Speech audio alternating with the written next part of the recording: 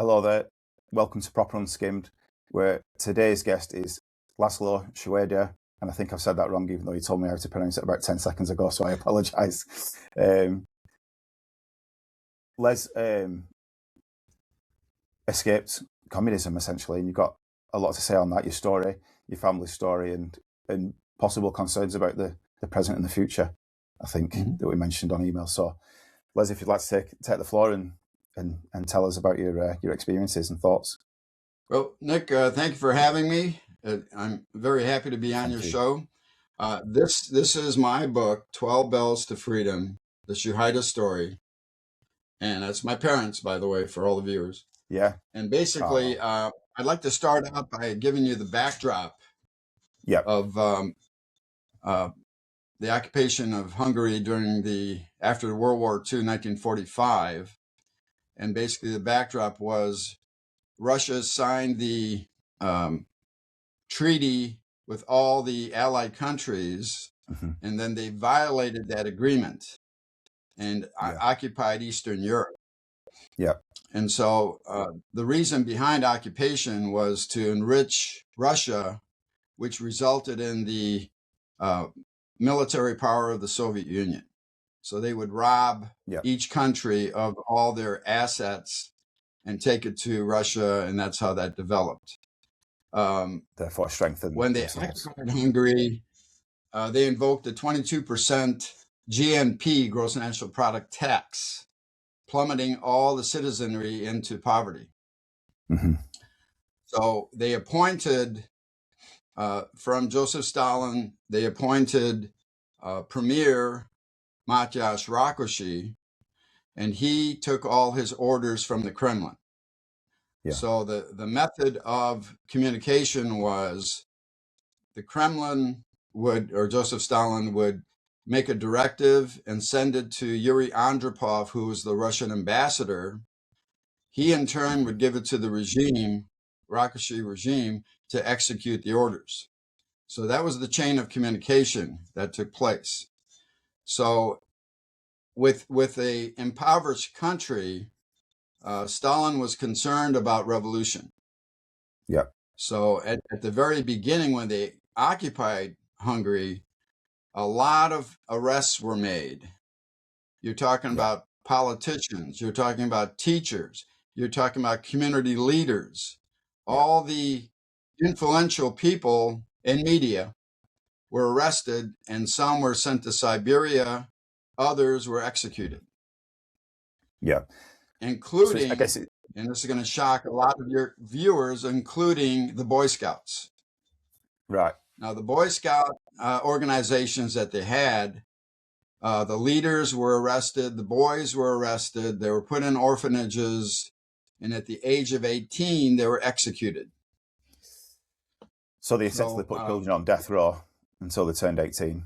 Yeah, until they became 18 years old, and then they were executed. And the reason behind Stalin's thinking was, if they lived under oppression and tyranny from age 10 all the way up to 18, they would try a revolution. They would be in line to be suspects for a revolution. So eliminating them, then you're not worried about a revolution. So that's kind of the reasoning behind his thinking on that point. But then all of the people that the citizenry of Hungary all worked for the communist government. No one had their own private company. The biggest company, Zsolnay, which is very popular today for making fine china, was taken over by the Communist Party. And he, the descendant president of that company, told his family to refugee out.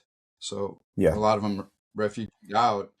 He said he was going to stay and defend his rightful ancestry that's been working with Zsolnay for, I think at that time it was like 60 years. It was in work. So he in turn said he was going to fight and to keep his company. Yeah. And he was executed.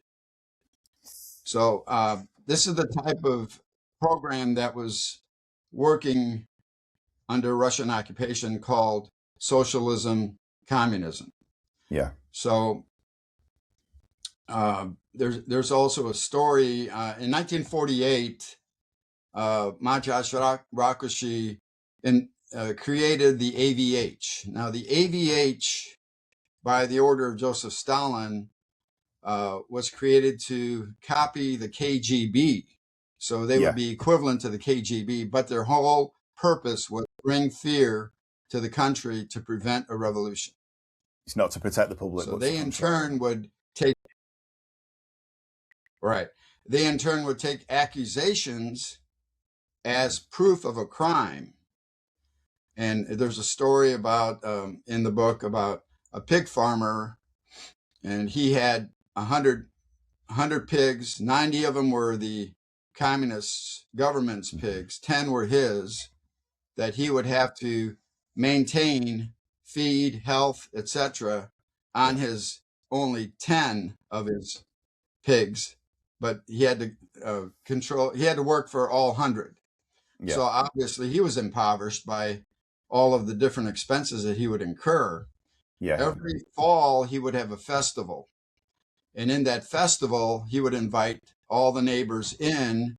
They would slaughter a pig, and then all the neighbors would make sausages and all of that, and have that for the balance of the winter. Mm-hmm. One neighbor decided not to go. And as he saw the friendliness and celebration that were taking place, he had second thoughts. And he decided, well, I'm going to get even. So he turned the pig farmer in for basically slaughtering a communist pig, which it was his pig. It's his own anyway. The accusation is there. And when you use accusation as a tool, then you can terminate a family and or a neighbor or a friend. So that's what was the result for the farmer? And what happened was the AVH came in at 2 a.m., arrested him for a brief period of time, but instead of taking him back to the headquarters, they took him down to the village square, hung him, and put a sign on him that he was an enemy of the state. He was stealing pigs. So again, that's a fear tactic for all of the other villagers to say, I better watch what I do. Everyone else is in line. From that example, I'm going to mention, maybe some of your viewers had the opportunity to watch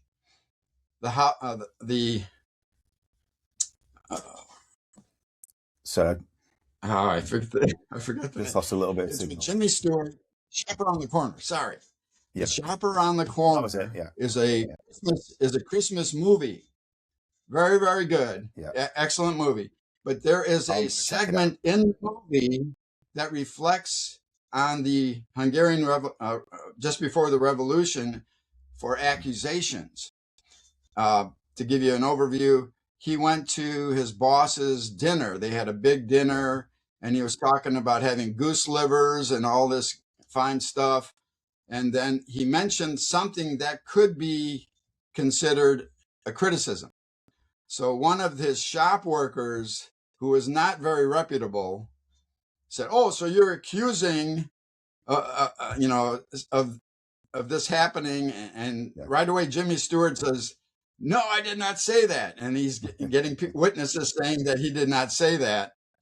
So, but that reflects on the actual life under accusations in Hungary, because that could end up in prison, or you would be ordered to, like before I mentioned that, college students could be walking down the street, and the AVH in a black limousine with darkened windows would pick them up and arrest them and accuse them of trying to overthrow the government.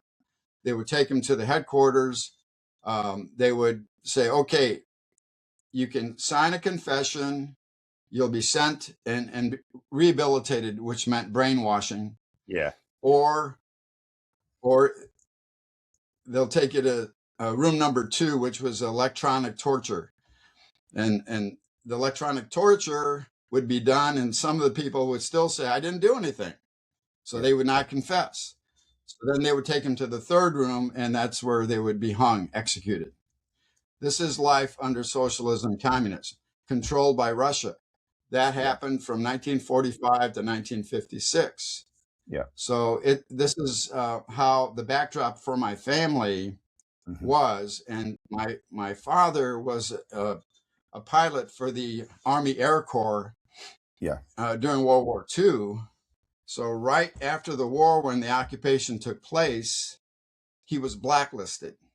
So being blacklisted, that's even worse, because now he wanted to be aircraft type worker, pilot, commercial pilot, and he couldn't follow that opportunity. So when you, let's say you received a degree for media, okay? And you want to be a news reporter, etc., and then the government tells you, no, you're going to be a mine worker. This is the type of tyranny that was placed on the people. They could not execute their dreams. They were told what to do, when to do it, so on and so forth. So in effect, you had two types of living conditions: the home, and you would have public life. The home, you had everything. You had love, you had respect, all of that. The public life, you had to watch what you say, because you don't know if that person next to you would turn you in for some kind of a statement. So that's the life under that situation that you would confront. And now religion came into the picture as well. So at the point of occupation in 1945, Cardinal Mindszenty, which was a Catholic cardinal, he spoke for all religions, not just Catholic. He believed in faith. And he went on this St. Mary's pilgrimage and went to every city and village, and he would have thousands of people that would come to watch his sermons. And the communist government tried to do everything in their power to limit his opportunities. They would, because the people are going to listen to the cardinal, aren't they? They would shortcut train tickets, as an example. They would say, oh, they're all sold out. So not all the people that wanted to go, they have to find other means of getting there. So they would do that. And but my grandmother went to one of his sermons in Mindszenty, Hungary. And at that sermon, he reminded all the thousands of people that were there that someone had walked before them. He was spat on, whipped, and nailed to a cross. And he is with you now. He suffered tyranny, and he's with you to support you, your families, and your friends. So as he was closing his sermon, he noticed on the perimeter all the Russian soldiers and the AVH police. And he made a figurative statement to them. And he said, as long as his countrymen are held prisoner within the borders of Hungary, the church bells will not ring until his brothers and sisters are free. Now, when I was in the Navy, I took leave, and we sat at the kitchen table with my parents, and I pulled out my cassette player. So I recorded all of this back then. So this was in 1973 and 1974 that I got the family story. And what I did is I, like I was explaining just now, investigated the government and how that related to the citizenry. And pieced it all together. That's how I got my story and published it. And basically, that process of, and this, as I explained before, this is a sidebar 12 Bells to Freedom title. Yeah. And he said that, and my mother replied back to me and said that, well, gosh, when we escaped into Austria, the village church bells were ringing 12. So that's where I got 12 Bells to Freedom. Yeah. And when I do book signings, a lot of people ask me, well, how did you get this title? It's a very dynamic title, and they realize that it's actually more than that. It's not a gimmick title, is it? It's Cardinal Mindszenty and the church bells in Austria coming together. So faith came out on top. So was that route through Austria a common direction for people trying to escape? Yeah, it was a lot of people. Now, our story is quite unique because if you're working for the Communist Party and you see someone trying to escape and you don't stop them, then the secret police could arrest you for not stopping the escape, and you would be executed or prosecuted. So we had 7 strangers that helped us. Right. So it was quite, and my mother, she always said that it was like a holy intervention in our escape. It came out that way because each one did a little bit.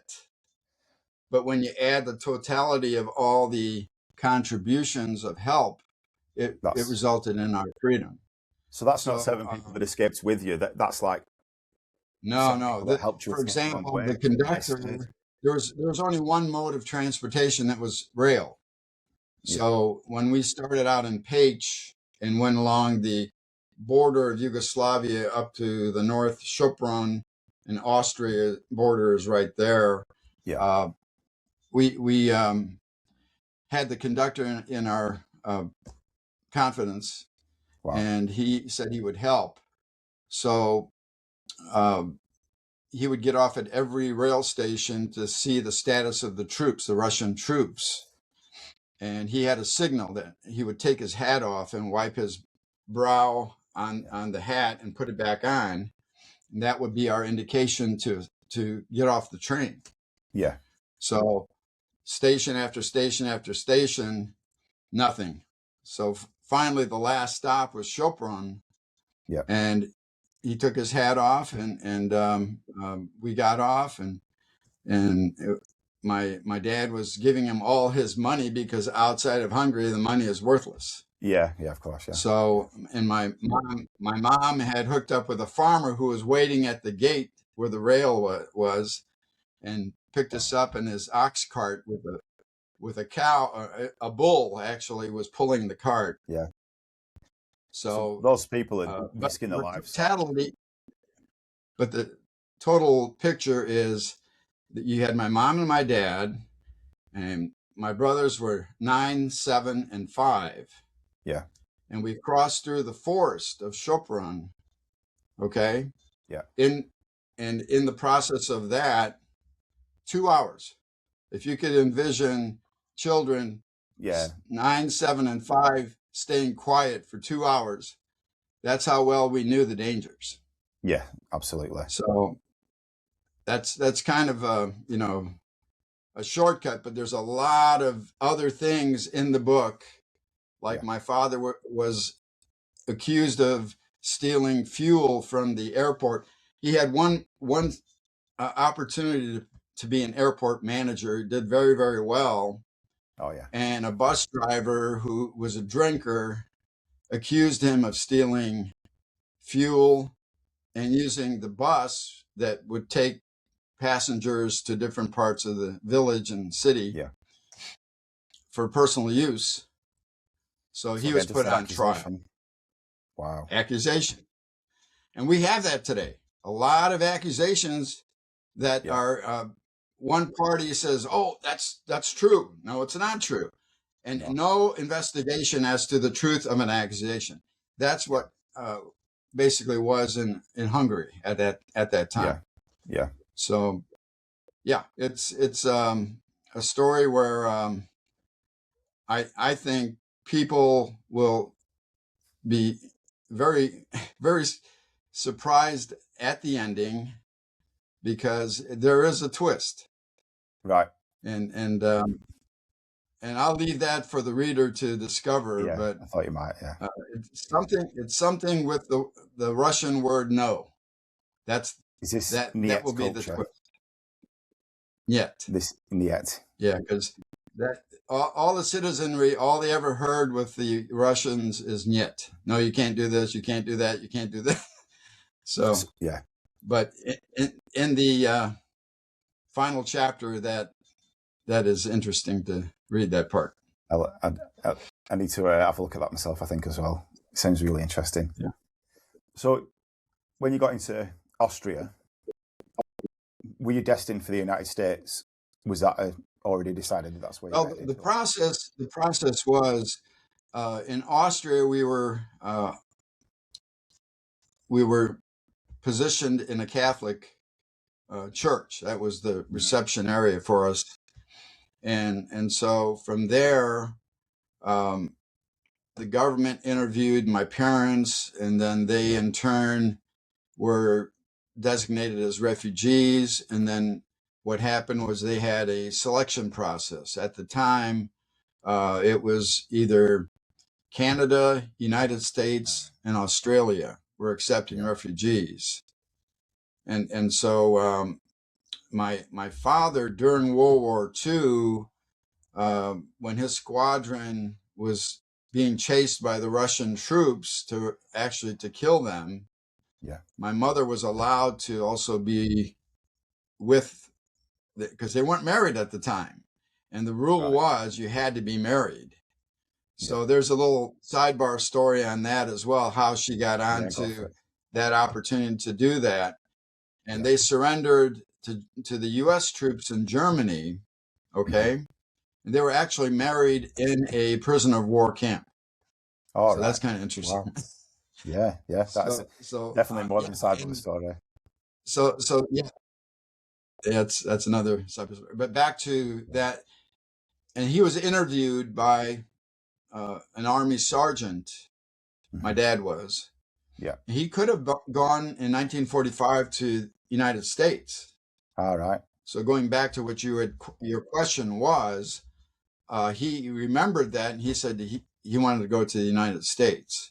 Yeah. So we were collected and taken to Bremerhaven, and there was a ship called the General Hahn or Hain. I'm not exactly sure how to pronounce it, but it was commissioned just to come back to Germany. It was in mothballs, so it was recommissioned to go to Germany to pick up refugees and come back.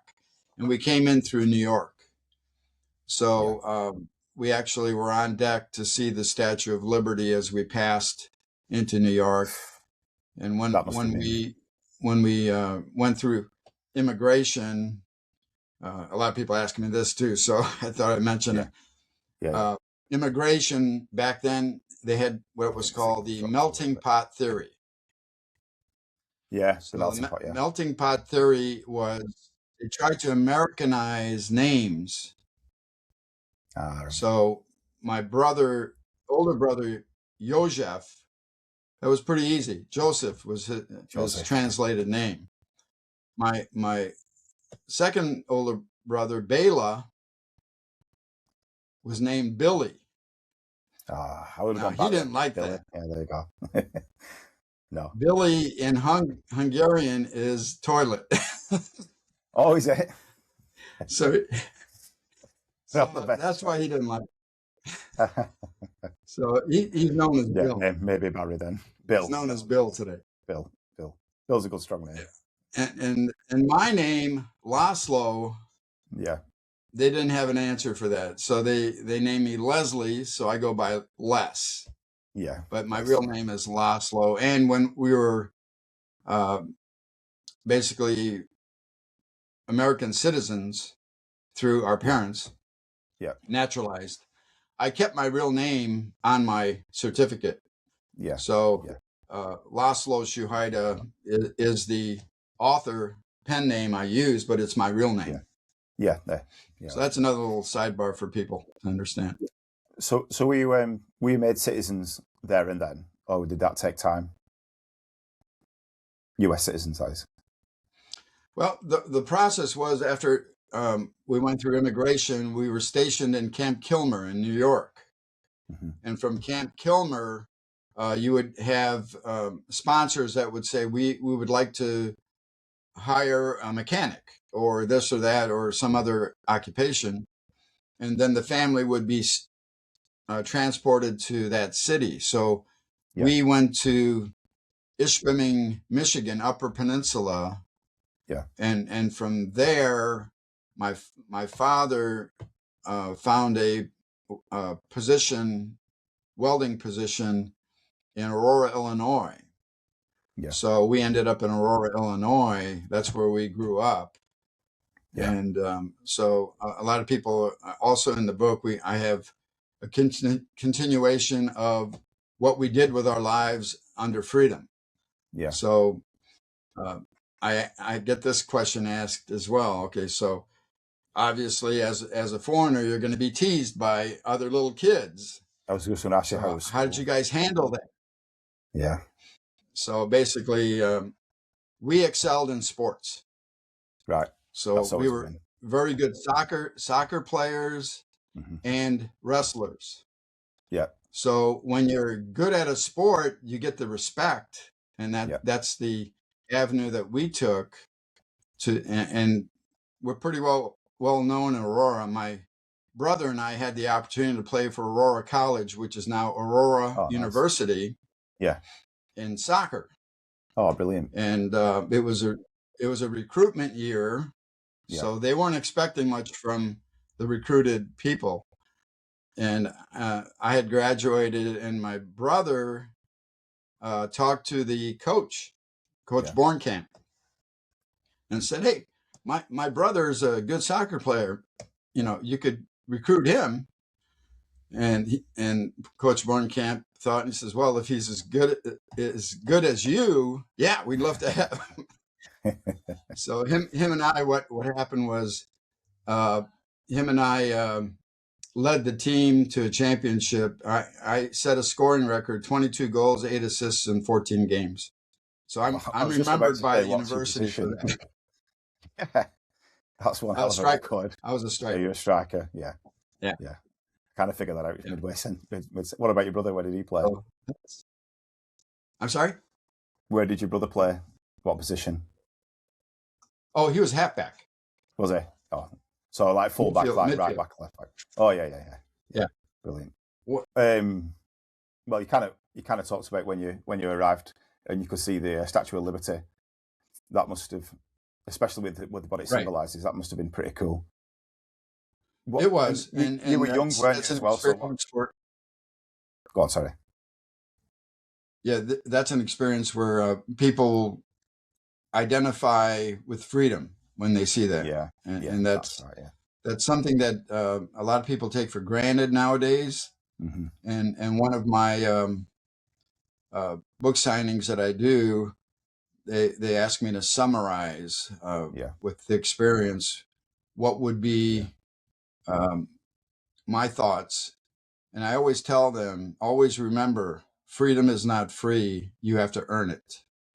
Yeah. And that's what our family did. We earned our freedom.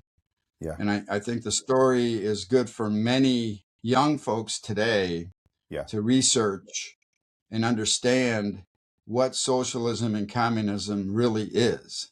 This is what I wanted to mention too. A theory does not overrule the life journey of what we encountered for 11 years. Lived experience, as you said. And look at other countries now that claim to be communist. I mean, you can't claim that it's better, can you? Or not to devalue other people's cultures, but we're not talking about culture. We're talking about politics, and they're different, aren't they?